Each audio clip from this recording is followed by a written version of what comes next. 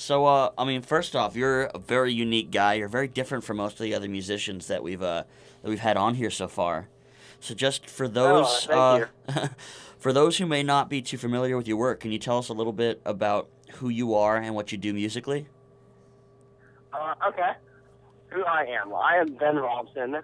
I am a 21-year-old musician, singer, guitar player. I try to play bass, try to write music. I attempt to do many more things than I'm actually able to do in writing music, but I play what I guess you could describe as progressive metal, sort of progressive metal as written by somebody who's not actually good enough to write progressive metal. And so, yeah, I really, when I am writing my songs, I don't really have any particular genre in mind or anything like that. I don't set out to make a song that is going to have, a certain genre limitation to it or whatever in terms of, well, obviously I write metal primarily, but I don't set out to write, this is going to be progressive or this is going to be such and such. I just kind of write whatever I feel, and I think it's a little bit unique. Other people seem to think it's a little bit unique too. I don't really know of anything that it sounds a lot like, but really, I just write music that I have fun playing, and some other people seem to like it too, and that makes me happy. Yeah, we definitely seem to. We've been having a lot of fun listening to it. I love the Toto cover. It's so fun to listen Yeah, to. that was a lot of fun. Yeah, I show that to everybody. I got the idea for that. I work in a bowling alley, and for a long time, when kids' birthday parties were playing, we had like the same playlist of songs that we play on. We had like the music videos or whatever loaded up, and we played the same playlist of songs every day. That they had kids' birthday parties there while they were doing cosmic bowling or whatever, and that song would come on every day. And every time that it got to the chorus of that the song, that's actually the first place I ever heard it. I never grew up knowing much about Toto. That's the first I ever heard it, and all I could think of is what that chorus would sound like if it had like a fast, like almost power metal kind of a drum beat behind it. And I thought that would be kind of funny. And that ended up being the inspiration for me to write the whole song. And I ended up throwing what I originally thought would sound good into the end of it. Like the very end of the song where the drums go into double time. That was my original vision for it. So I took that kind of silly idea and just ran with it. And I think it turned out pretty good. Yeah, I think so too. It's a real fun cover. You made that. I especially like the heavy screaming part of the chorus where it really kicks in. It's like, whoa, Toto can sound like that. That's possible. Yeah, that was awesome. Honestly, I didn't even know I could sound like that. On the last chorus, I do a scream.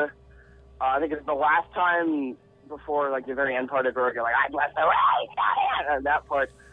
I destroyed my throat doing that and could not sing for like a week and a half, and I was still in the middle of recording the song when I did that.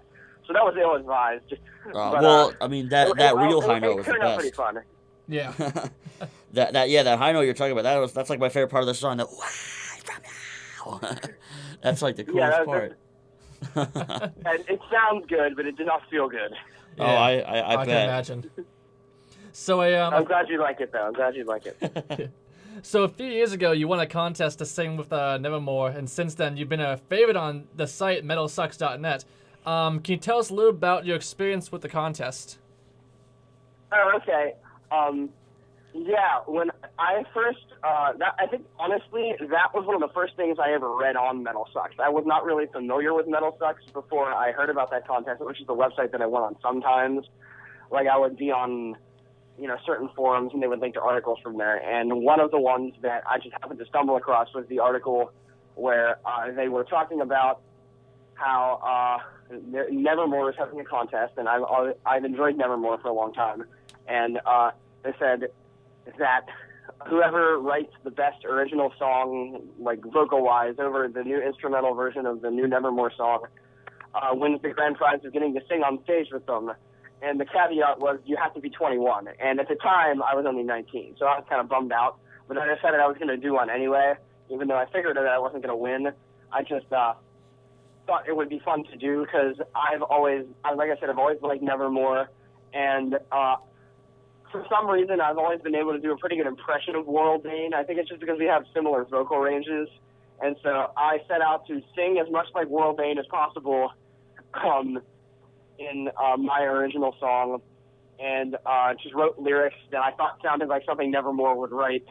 And with no expectation of actually winning, just went into a practice room at the music school at the university that I was attending at the time, and looked to make sure there was nobody else around, and basically just started jumping around like an idiot. And that was the video. And then after I had recorded it, Metal Sucks did a revision to the article and said, "Oh, you only have to be 18 now." So I said, "Oh, okay, awesome." So I actually entered it.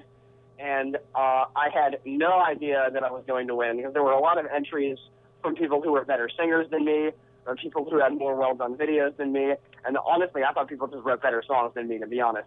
But it came the time to announce the winners, and I won, and I was flabbergasted. I couldn't believe it. And I know I like that word too, flabbergasted. You should write a song called Flabbergasted. That's not a bad idea. I might have to take you up on that. The time came, and I got to perform with Nevermore, and they were all very cool people, and it was a lot of fun. And it's a shame that they're kind of in a state of not really existing anymore, because I really wanted to go see them again after that, because they're a great live band.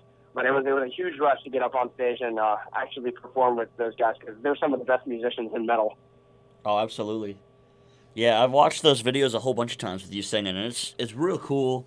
You know, they seemed really, really cool to you when you were backstage with them. You know, especially when Laurel Dane was telling you why aren't you in a band? I agree with him. I think you should be in something serious, and I know Metal Sucks talks about that all the time.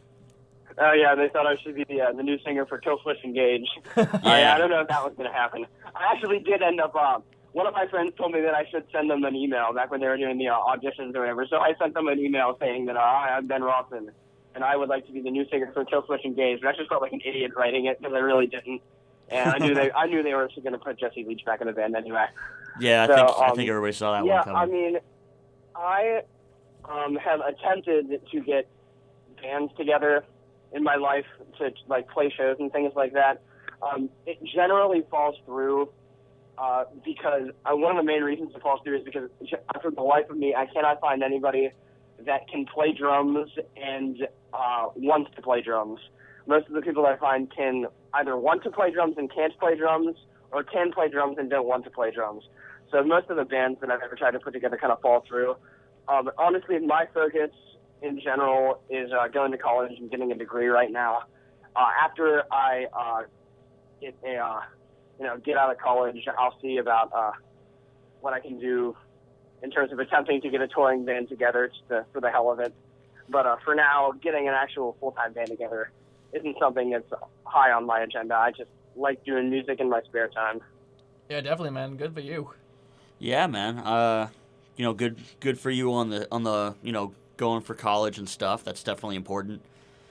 But yeah, I've just seen what happens to a lot of the people who, just try to go straight into the music business, and a lot of people who are really talented go straight into the music business, and then their band, even the ones that are successful, the bottom can just fall right out on them. Like I remember Mutiny or Mutiny Within, whatever they changed their name to.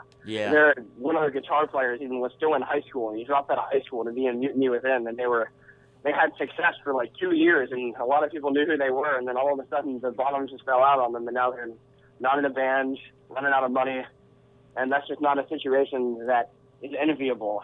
And I think that the best way to go about it for me is just, not worry about doing music full time or anything. Get a degree where I can go to school so that I can have like a teaching job or something like that. And once everything's set, I'll see if I still want to dip my foot into business or anything.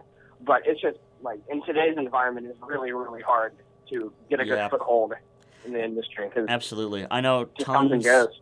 I know tons and tons of guys who talk about that all the time.